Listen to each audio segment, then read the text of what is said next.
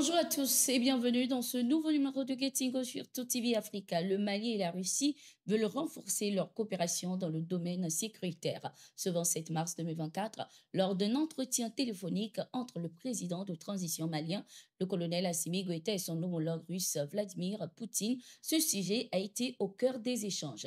Les deux présidents ont également abordé les questions bilatérales dans le domaine de l'économie. Ce 26 mars 2024, le général Abdourahmane Tiani, président de transition du Niger, a également eu un échange téléphonique avec le président russe où les discussions ont tourné autour de l'expansion d'une coopération stratégique multisectorielle et globale entre leurs pays. En rappel, les relations se sont étendues et renforcées entre la Russie et les pays de l'Alliance des États du Sahel ces derniers mois dans le cadre de la diversification des partenariats voulus par les présidents Ibrahim Traoré, Assimi Goïta et Abdourahmane Tiani pour une lutte efficace contre l'insécurité dans la sous-région.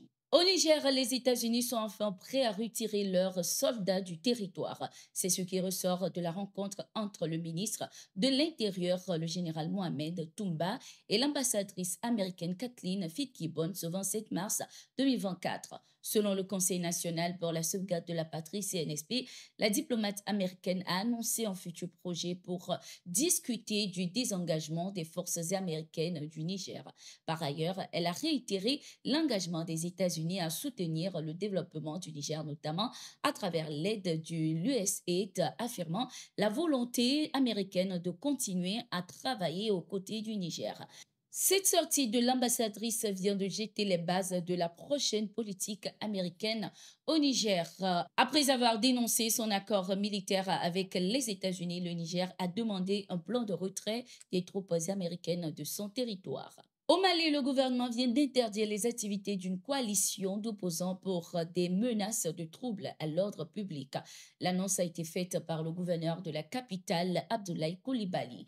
En raison du contexte sécuritaire et des risques de menaces de troubles à l'ordre public, les activités du regroupement dénommé Synergie d'action pour le Mali sont formellement interdites sur l'ensemble du territoire du district de Bamako, a-t-il indiqué. La coalition Synergie d'action pour le Mali a été mise sur pied le 17 février 2024 à Bamako pour réclamer une transition civile aux nouvelles autorités du pays. Toujours avec le Mali, le Premier ministre Choguel Kokala Maïga a évoqué les raisons du report des élections dans le pays. Pour le Premier ministre, tant qu'il n'y a pas la sécurité, il n'y aura pas d'élection. Cette déclaration de Choguel Kokala Maïga a été faite lors de sa rencontre avec les représentants des partis politiques ce 25 mars 2024.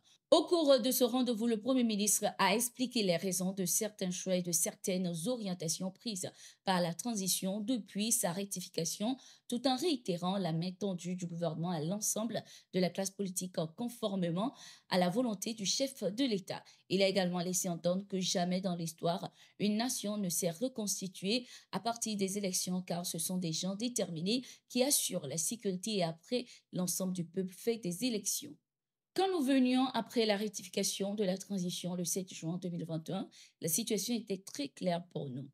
Si jamais on élisait un président tout de suite, dans quelques mois, il allait tomber. Aussi longtemps qu'on n'aura pas réglé la question de l'insécurité, aller aux élections, c'est juste un discours, a-t-il laissé entendre. C'était également l'occasion pour Choguel Kokala Maïga de déplorer le complot engendré par la signature du caduc accord pour la paix et la réconciliation issu du processus d'Alger, sans oublier l'accord de défense entre la France et le Mali. Il a toutefois salué l'organisation des assises nationales de la refondation ANR ainsi que les importantes réformes telles que l'opérationnalisation de l'autorité indépendante de gestion des élections aide, l'adoption de la nouvelle constitution, mais aussi les prouesses enregistrées au niveau du pacte social de la sécurité et de la justice. Les élections au Mali ont été reportées pour une date inconnue. Les nouvelles autorités maliennes avaient indiqué rendre le pouvoir aux civils à l'issue d'une période de transition s'achevant ce 26 mars 2024. Au Burkina Faso, les autorités ont prorogé la période de mobilisation générale et de mise en garde